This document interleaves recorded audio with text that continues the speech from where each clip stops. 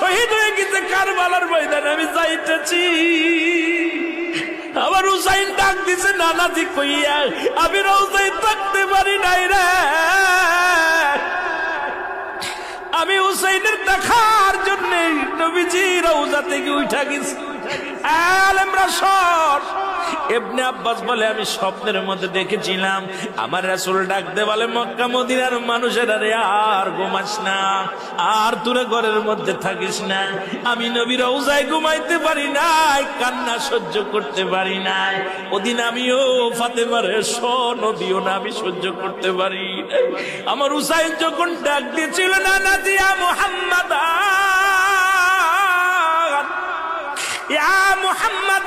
যেদিন ডাক দিয়েছিল রে, সেদিন আমি নবী রওজা থেকে পাগলের মতো উঠে কারবালা পর্যন্ত চলে গিয়েছিলাম।